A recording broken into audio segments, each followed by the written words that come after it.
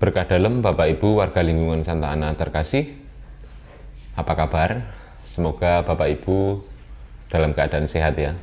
Bagi Bapak Ibu yang sedang sakit, semoga Bapak Ibu segera sehat kembali. Bapak Ibu, melalui video ini saya ingin menjelaskan segala sesuatu terkait dengan aturan-aturan ataupun teknis yang akan kami gunakan di dalam pemilihan Ketua Lingkungan Santa Ana periode 2021-2024. Berdasarkan hasil rapat Dewan Pastoral Paroki pada tanggal 14 Juni 2021, para ketua lingkungan diharuskan untuk segera melakukan pemilihan ketua lingkungan yang baru. Karena pada tanggal 18 Juli 2021 nanti pengurus yang baru sudah harus terbentuk. Jadi ketua lingkungan yang baru sudah harus membentuk kepengurusannya dan pada tanggal 18 Juli harus sudah menyetorkan ke paroki.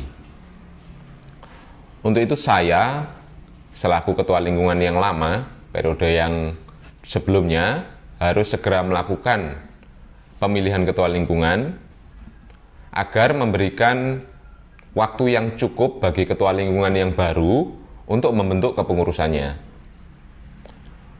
Untuk itu saya juga mengadakan rapat kepengurusan lingkungan. Saya mengundang semua pengurus untuk membicarakan hal ini. Dan di dalam hasil rapat tersebut disepakati bahwa saya selaku ketua lingkungan yang lama untuk segera melakukan pemilihan.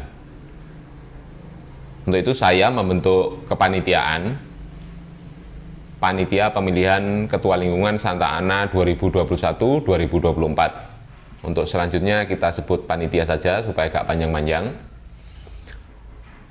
Saya memilih beberapa warga untuk saya ajak bergabung membantu di dalam pemilihan ketua lingkungan yang baru.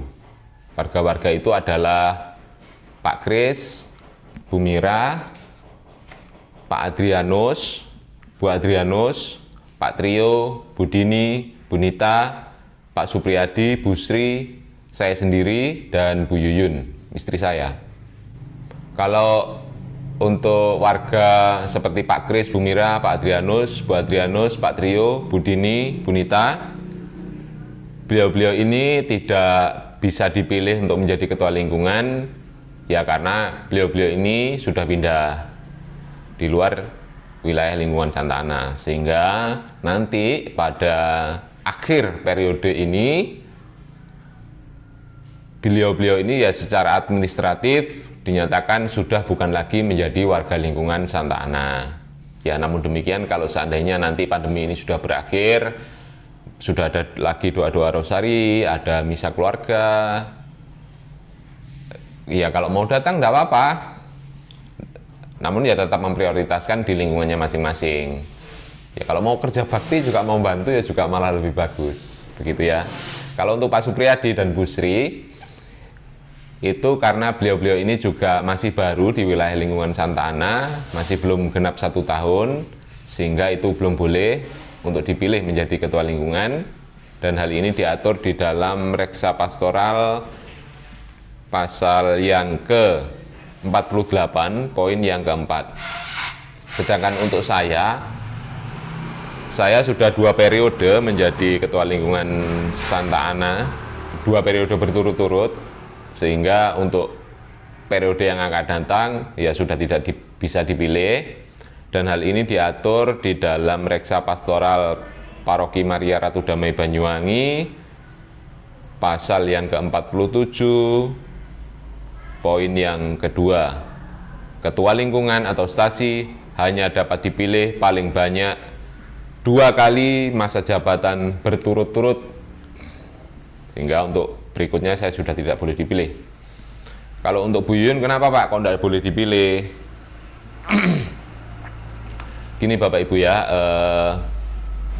Ya sebenarnya memang jujur saja tidak ada aturan yang melarang bahwa istri ketua lingkungan 2 periode berturut-turut tidak boleh dipilih, itu ya tidak ada.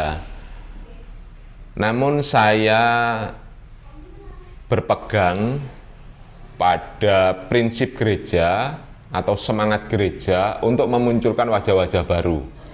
Dan hal ini pernah juga disampaikan oleh Bapak Uskup kita, pernah disampaikan juga oleh Romo Aang, Romo Sugeng, bahwa ya memang penting untuk memunculkan wajah-wajah baru di lingkungan itu gitu loh.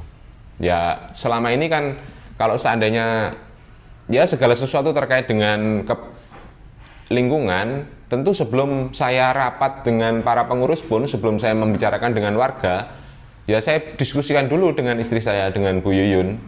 Jadi ya seandainya saya membolehkan Bu Yuyun untuk ikut boleh dipilih, dan katakan seandainya Bu Yuyun nanti yang terpilih, ya sama aja nanti Bu Yuyun juga rundingnya ke saya gitu loh.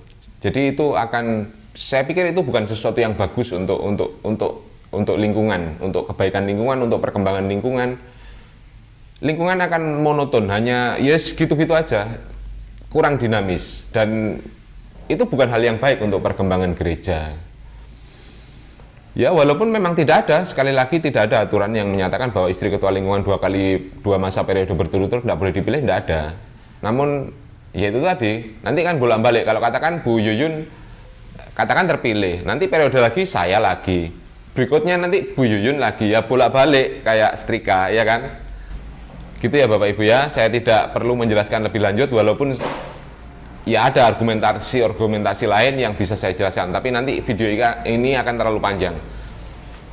Saya akan menjelaskan aturan-aturan yang akan saya pakai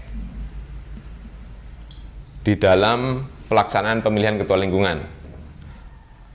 Aturan-aturan yang kami dipakai oleh panitia, didasarkan atas Reksa Pastoral Pamarada, Kitab Hukum Kanonik, dan keputusan panitia pelaksana Santa Ana atas persetujuan dari DPP Maria Ratu Damai Banyuwangi. Aturan yang pertama, pemilih adalah warga lingkungan Santa Ana yang berusia minimal 17 tahun dan keberadaannya sudah diketahui dengan jelas oleh ketua lingkungan. Aturan kedua, pemilih berhak memilih 1 nama calon ketua. Jadi Bapak Ibu memilih 2 nama atau 3 nama, panitia akan menganggap suara itu tidak sah. Ketiga, pemilih berhak memilih siapapun warga lingkungan Santa Ana dengan kriteria yang memenuhi kualifikasi seperti yang dijelaskan dalam pasal 36 Reksa Pastoral Pamarada, yaitu hidup Kristiani yang baik, diterima oleh umat, kesanggupan bekerja, kemampuan dan kesempatan kerja, sudah menerima sakramen inisiasi, yaitu sakramen baptis, sakramen ekaristi, dan sakramen krisma minimal 5 tahun. Untuk syarat sakramen krisma, karena suatu alasan tertentu, panitia pemilihan menghapus dari persyaratan. Aturan yang keempat, usia minimal calon ketua lingkungan adalah 30 tahun. 5. Sehat jasmani dan rohani serta sanggup melaksanakan tugas sebagai ketua lingkungan. 6. Paling kurang telah 1 tahun berdomisili atau tinggal di lingkungan Santa Ana. 7. Apabila belum ada nama calon yang mencapai 50% ditambah 1 dari jumlah pemilih, maka akan diambil 3 nama dengan perolehan suara terbanyak. 8. Apabila dari 3 nama tersebut masih belum ada nama yang mencapai 50% ditambah 1 suara, maka akan diambil 2 nama dengan perolehan suara terbanyak. 9. Apabila ada 2 nama dengan perolehan suara sama banyak, maka calon dengan usia yang lebih tua dinyatakan sebagai yang terpilih. 10. Untuk hal-hal yang belum diatur akan ditentukan kemudian setelah berdiskusi dengan pastor paroki atau yang mewakili. Itu aturan-aturan yang akan kami gunakan di dalam pelaksanaan pemilihan ketua lingkungan Santa Ana periode 2021-2024. Sekarang saya akan menjelaskan tentang tata cara atau teknis pelaksanaan pemilihan ketua lingkungan Santa Ana periode 2021-2024. Panitia menyediakan surat suara yang telah diberi kode atau tanda tertentu dan kotak suara kosong yang tersegel. Penyegelan akan dilakukan oleh Ketua Dewan Pastoral Paroki, yaitu Pak Jansen. Panitia akan mengadakan atau memberikan beberapa pilihan terkait tata cara pemungutan suara. Hal ini kami lakukan dengan tujuan menjaring atau mendapatkan sebanyak mungkin suara, namun tetap aman di masa pandemi ini. Cara yang pertama, pemungutan suara akan dilakukan di gedung gereja hari Sabtu, tanggal 26 Juni 2021 setelah misa. Kebetulan hari Sabtu nanti lingkungan kita Santa Ana bertugas GOR, jadi diharapkan kepada Bapak Ibu sekalian untuk jangan pulang dulu, silakan tinggal sebentar dulu di gereja, kita lakukan pemilihan dulu, tidak lama lah, paling sekitar 15 menit. Untuk lebih jelasnya, untuk penjelasan lebih lanjut akan dijelaskan pada saat itu, nanti di gereja akan dijelaskan lebih lanjut. Cara kedua, bagi warga yang tidak bisa datang di gereja, panitia akan mendatangi rumah Anda masing-masing.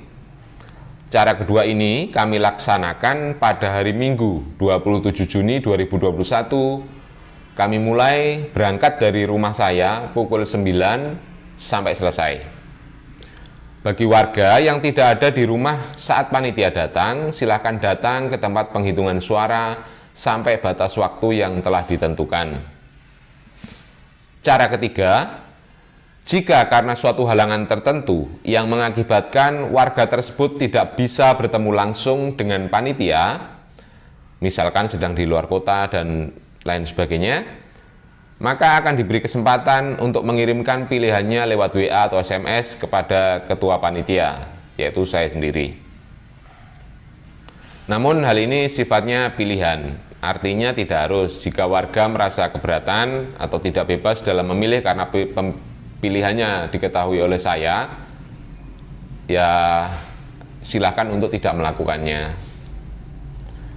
Pemilih dihimbau untuk mengingat-ingat atau memfoto surat suara yang sudah ditulis nama calon ketua. Karena pada waktu pembacaan penghitungan surat suara, kode tersebut akan kami bacakan juga. Sehingga pemilih bisa yakin bahwa surat suara yang kami baca adalah surat suara yang sudah Anda tulis tadi, bukan surat suara palsu atau hasil rekayasa yang bisa membuat keputusan atau hasil pemilihan ini menjadi tidak sah atau tidak valid. Jadi nanti di kertas itu akan kami beri kode di pojok kiri bawah, warnanya merah. Bapak Ibu ingat-ingat. Jadi katakan kodenya di situ tertulis misalkan sapi. Nah, nanti pada saat pembacaan saya akan membaca dulu kode itu, sapi, lalu nama yang dipilih. Misal yang dipilih adalah Pak Sulis. Saya akan membaca seperti ini. Sapi Pak Sulis. Gitu. Setelah waktu penghitungan tiba, panitia akan mulai melakukan penghitungan suara dengan disaksikan oleh Ketua Umum DPP Romo Winur dan atau Wakil Ketua Umum DPP Romo Surya dan atau Ketua DPP Pak Jansen dan pengurus lingkungan Santa Ana periode yang lama. Bagi warga lingkungan Santa Ana yang ingin menyaksikan secara langsung proses penghitungan suara, dipersilakan untuk hadir di tempat penghitungan suara ataupun bisa dari rumah Anda masing-masing melalui kanal YouTube Santa Ana. Linknya akan saya berikan kemudian ya setelah saya atur semuanya. Semua proses penghitungan akan kami dokumentasikan berupa video dari awal membuka segel kotak suara sampai selesai. Hal ini kami lakukan sebagai bentuk pertanggungjawaban kami sebagai panitia bahwa segala proses penghitungan suara, baik proses pemungutan dan penghitungan suara, sudah dilakukan dengan jujur, adil, dan sesuai dengan aturan yang sudah ditentukan atau diputuskan oleh Dewan Pastoral Paroki Maria Ratu Damai Banyuwangi. Namun demikian Bapak Ibu, kami panitia juga memberikan kesempatan kepada segenap warga lingkungan Santa Ana yang merasa, sekali lagi yang merasa atau menilai atau menganggap bahwa proses penghitungan suara ini mengandung suatu kecurangan atau kesalahan prosedur atau apapun istilahnya, sehingga menurut Anda mengakibatkan hasil yang tidak sah, hasil yang tidak valid, kami panitia pemilihan mempersilahkan kepada Anda untuk melaporkan hal tersebut kepada Ketua Umum DPP atau Wakil Ketua Umum DPP atau Ketua DPP. Demikian Bapak Ibu aturan dan teknis pelaksanaan dalam proses pemilihan ketua lingkungan di masa pandemi. Saya menghimbau kepada segenap warga lingkungan Santa Ana, ayo dukung kami, yuk kita munculkan wajah-wajah baru, yuk berikan suara Anda, mari kita saling menghargai pendapat masing-masing, tidak perlu Anda mempengaruhi, jangan saling mempengaruhi, jangan saling memprovokasi, ayo miliki, tidak boleh seperti itu ya. Ayo kita lakukan pemilihan dengan jujur dan adil ya, agar ke depan lingkungan kita semakin berkembang, semakin baik di dalam hidup menggereja, dan seterusnya. Saya juga menghimbau kepada warga, nanti siapapun yang terpilih menggantikan saya, terimalah amanah tersebut, terimalah tanggung jawab tersebut, terimalah kepercayaan tersebut, kepercayaan dari warga yang diberikan kepada Anda dengan penuh sukacita, dengan penuh tanggung jawab, dengan penuh kerendahan hati. Saya yakin bahwa suara ataupun kepercayaan yang diberikan warga kepada Anda itu adalah kepercayaan yang diberikan Tuhan kepada Anda. Jadi terimalah dengan penuh sukacita dan penuh rasa tanggung jawab. Pun demikian bagi pemilih, jadilah pemilih yang bertanggung jawab. Oke? Terima kasih, berkah dalam.